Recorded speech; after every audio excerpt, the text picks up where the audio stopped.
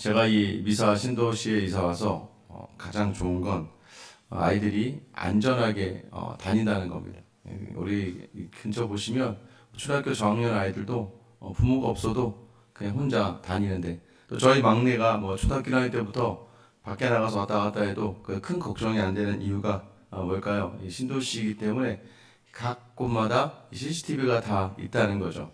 그러니까 범죄율도 좀 낮고 또 안전하다는 거.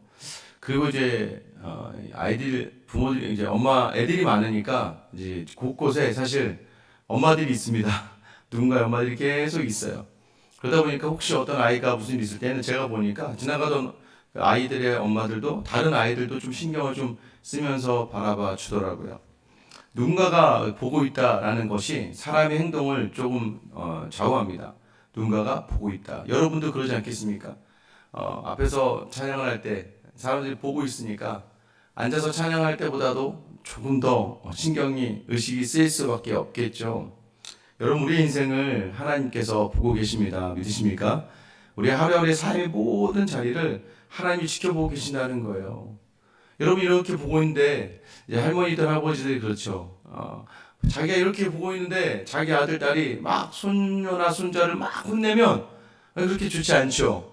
야, 내가 있는 데서는 그러지 말아라 라고 얘기하잖아요. 그러니까 어떤 기준에 가지고 평가하느냐, 보고 있는 사람이 그것을 평가한다는 거예요. 근데 우리의 전 인생을 바라보시는 하나님께서 한순간도 놓치지 않고 저와 여러분을 보고 계십니다. 그 시선을 놓치지 않아야 되는데 오늘 다윗은 그 시선을 놓쳐버리고 말아요. 하나님이 나를 보고 계시다는 것을 망각했을 때, 그때 일어나는 모든 행위가 죄라는 걸 놓치지 마셔야 된다. 죄라는 거. 누군가가 나를, 아니야, 하나님이 나를 보고 계시다.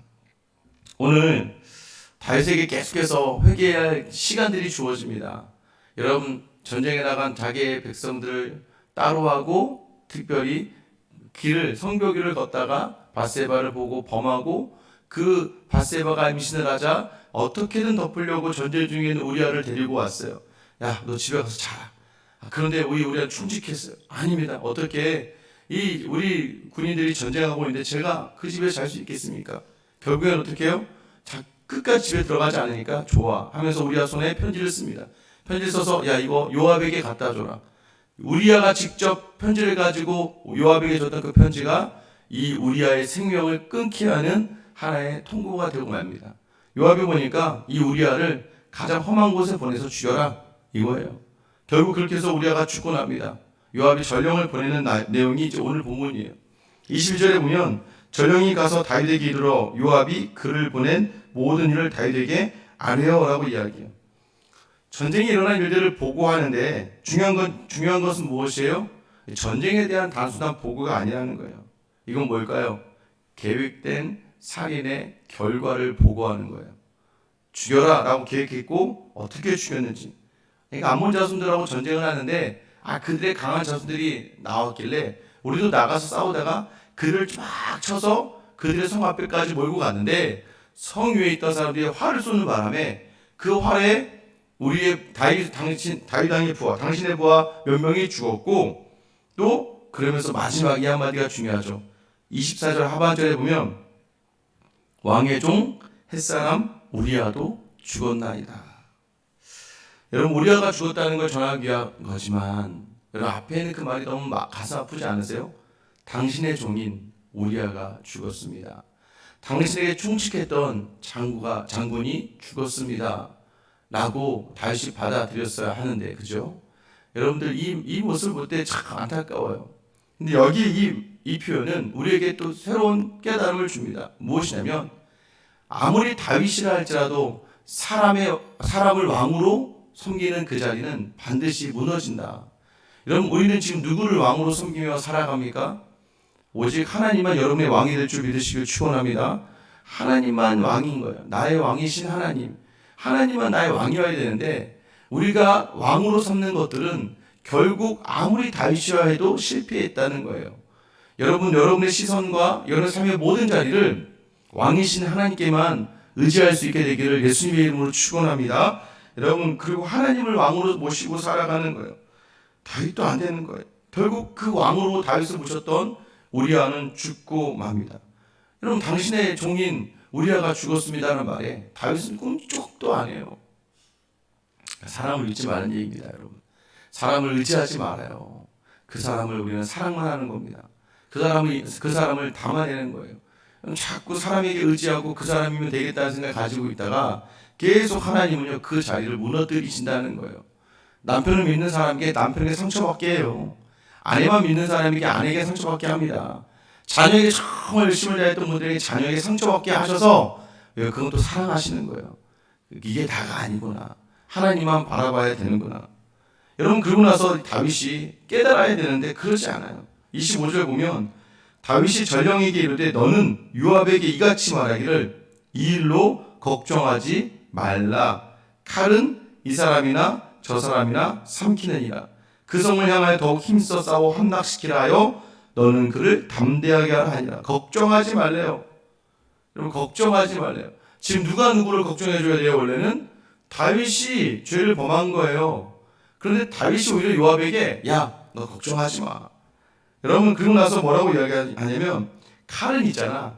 이 사람이나 저 사람이나 삼킨다. 이 삼키다라는 의미가 아칼이라는 거예요. 먹다라는 의미인데, 여러분, 이 표현이 뭐냐면 칼은 그냥 전쟁 중에 죽을 수 있어. 전쟁 중에는 누구나 자연스럽게 죽을 수 있어. 여러분, 지금 이게 맞습니까? 계획된 살인이었단 말이에요. 계획된 살인. 그런데 다윗이 태연하게 그래, 전쟁 중에는 죽을 수 있지. 계획된 살인인데 우연하게 그냥 전쟁하다 자연스럽게 죽었다. 누구 마음이 편해질까요? 다윗의 마음이 편해집니다. 우리는 늘 우리의 편안한 마음을 위해서, 우리의 마음을 위해서, 우리 스스로를 위해서 정말 다른 사람 위로하는 것 같지만 사실은 그것이 나를 위로하는 말이 되는 겁니다. 여러분, 오늘 너 걱정하지 말라라는 이 표현이 뭐냐면 이 일을 네 눈에 악하게 보지 말라는 의미가 있어요. 그러니까 네 눈으로 이 상황을 악하게 보지 마라. 이 원어를 해석하면 이렇게 되거든요. 너 네 눈으로 악하게 이 상황 보지 마. 그럴 수도 있어. 너는 담대하라. 원래 다윗 스스로가 책임져야 될 상황인데 지금 가해자가 지금 위로를 하고 있는 아이러니한 상황이 지금 벌어지고 있는 거예요. 요압이 뭐 시킨 대로 했을 뿐이죠. 그런데 아니야, 너 잘하고 있어. 여러분, 이게 바로 내가 왕이 되면 나타나는 모습이라는 거예요. 내 인생에 내가 왕이 되면요, 여러분, 우리는 얼마나 교묘한지, 얼마나 우리가요 정말 하나님 앞에서 악을 행하는지 몰라요. 관계 속에서도요, 여러분, 저도 마찬가지입니다. 말 한마디 해도요, 나는 좀 의로운 사람처럼 보여주고 싶은 말들을 막 해요. 내 중심이니까. 어떤 사건을 가지고도 내 중심으로 막 해요. 전 목사지만 저도 그러더라고요. 어떤 어려움 속에서요, 내가 이렇게 한번 해보려고 했는데, 이런 다윗이 마치 그러는 거예요. 왜 하필 바세바는 거기서 목욕을 하고 있었는지 모르겠어. 왜 하필 우리아는 왜 내가 시켰는데 그 집에 안 들어가는지 모르겠어. 여러분, 이 모든 것들이 자기 합리화를 시켜버리는 자기 합리화. 이게 내로남불 아닙니까? 내가 하면 다 로맨스예요. 내가 하면 다 의미가 있고 뜻이 있어요. 다른 사람이 하는 꼴은 못 보겠어. 왜 그런지 모르겠어. 잘 생각해 보세요, 여러분. 여기에서 벗어나야 하나님 나의 왕이 되는 거예요. 근데 우리는 여기를 벗어나지 못해요. 자꾸 자기 중심을 생각해요. 우리 싸우다가도 어떻게 해요? 제가 예전에 많이 그랬나 봐요. 아내랑 제 잘못 싸웠는데 아내가 그 잘못을 지적을 해요. 그러면 그 지적하는 그 모습을 보고 왜 그렇게 말을 해? 하면서 갑자기 이 전환이 됐죠. 내가 잘못했던 거 그냥 미안해 하면 끝나는 거였는데 너는 말을 왜 그렇게 하니? 아무리 그래도 내가 오빠인데 하면서 뭐 이렇게 얘기하는 거죠.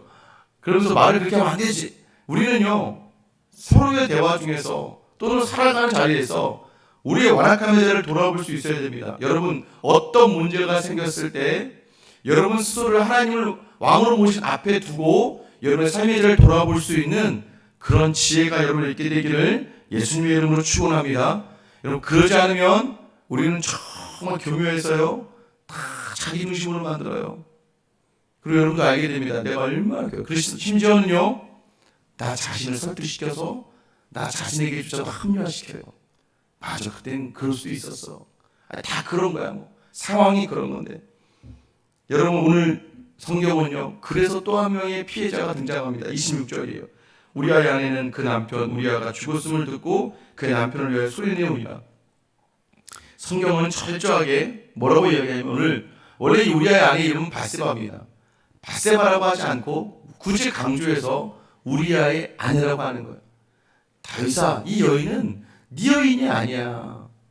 다른 남자의 여인을 네가 건드린 거야. 성경은요, 정확하게 다윗을 향하여 지적하고 비판하고 있는 거예요.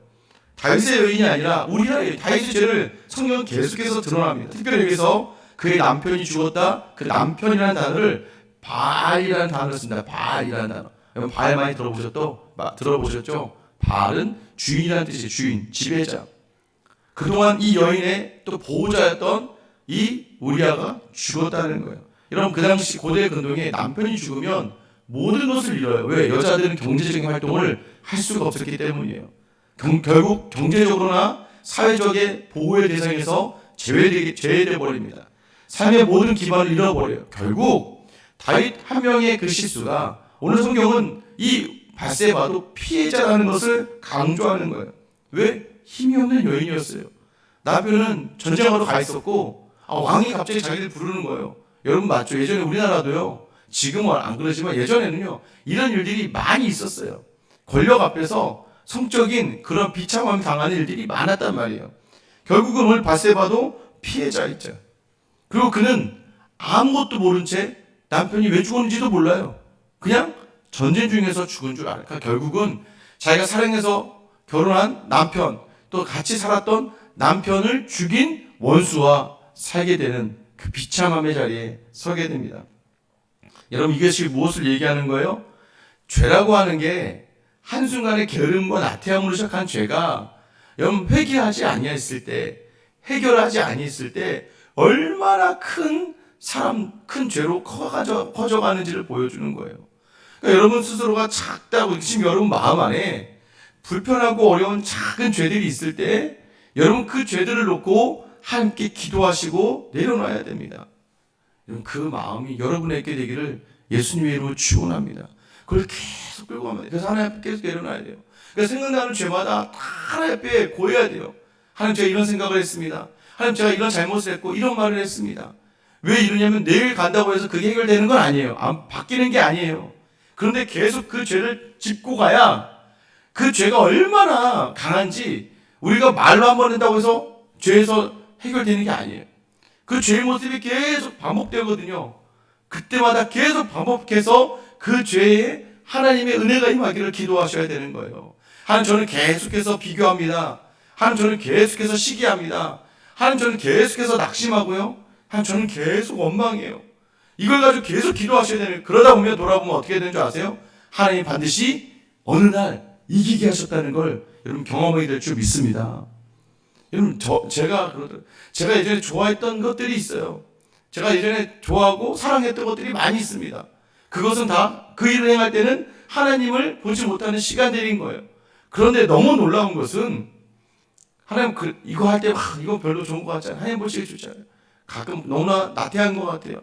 너무나 게으른 것 같아요. 하나님 제가 그때마다 역시 저는 어쩔 수 없네요. 여러분 잘 때리라는 게 아니라 하나님 제가 어쩔 수가 없어요. 하나님 도와주세요.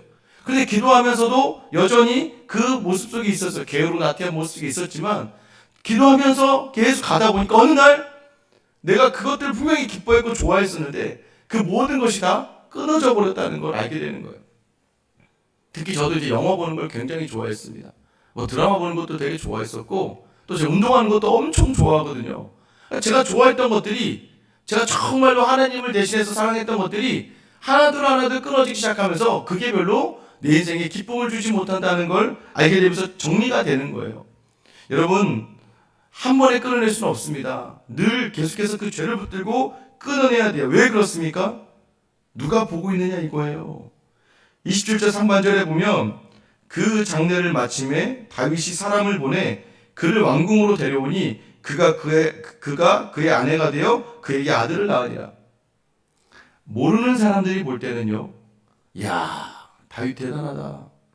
자기 장수가 죽었는데 홀로 남는 그 과부인 여인을 왕이 데려다가 아내를 삼고 시기도 비슷해요. 아들도 낳았네. 세상이 볼 때는 몰라요. 와, 우리 역시 우리 다윗 왕은 성군이야. 여러분, 군대에 있는 군인들은 얼마나 용기가 나겠습니까? 내가 죽어도 우리아가 그랬던 것처럼 내 가정을 이 다윗 왕이 책임져 주는구나. 여러분, 세상이 볼 때는요, 이 정도면 뭐 할 도리 다 하고 이 사건의 모든 것들을 잘 덮었다고 생각할 거예요. 나름대로 최선을 다했다고 이야기할 수 있어요. 내가 우리아는 죽였지만 그 아내를 내가 책임져 줬잖아. 모르는 사람들이 볼 때는요, 그게 최선이라고 보고 참 잘했다고 볼 거예요. 그러나 오늘 27절 하반절 다윗이 행한 그 마지막 한번 우리 같이 한번 읽어볼게요. 다윗이 행한 그 일이 여호와 보시기에 악하였더라. 여러분, 제가 아까 얘기했죠. 요압에게 다윗이 뭐라고 얘기했어요? 25절에 걱정하지 말아라. 걱정하지 말라는 히브리어 원어는 뭐였어요? 네 눈으로 악하게 보지 말아라. 그러니까 여러분, 사람의 눈으로 바라보는 시선에 그 시선을 담아 사는 인생이 아니라 우리는 하나님이 보시기에, 하나님이 바라보는, 여러분, 우리의 원래 모습은 하나님이 보시기에 좋았더라. 우리는 원래 하나님 보시기에 좋은 하나님의 사람으로 불리워졌고 하나님 부르심 따라 가야 되는 거예요. 그런데 그 하나님의 시선을 놓치면 우리는 우리의 삶의 자리가 하나님 보시기에 악한 삶을 살아간다는 거예요. 이런 변명 되지 마세요. 어쩔 수 없는 상황이었어요. 다들 그렇게 해요. 세상에선 다 흔한 일이에요. 여러분, 맞아요. 고대 근동에 수천 년 전에 다윗의 시대에 왕이 자기 마음대로 한다는데 누가 뭐라고 하겠습니까? 조선시대만 해도 양반이 자기 마음대로 해도 아무것도 못했는데 그 시대를 보면 여러분, 이게 하나님의 절대적 선은 파격적인 거예요. 당시에는 모두가 그럴 수도 있고 다 그래 라고 할 거예요. 아마 오늘도 여러분 하루하루 일어나는 일들이 그럴 거예요. 여러분의 모습을 좀 돌아보셔야 돼요. 왜 자꾸 다른 사람에게는 절대적인 비판의 잣대를 가져가면서 나에 대해서는 그렇게 관대하신지 모르겠단 말이에요. 저도 마찬가지입니다. 여러분 자신을 하나님이 보시기에라는 그 구절을 기억하며 살아가야 되는 거예요. 하나님은 여러분에게 물으실 거예요.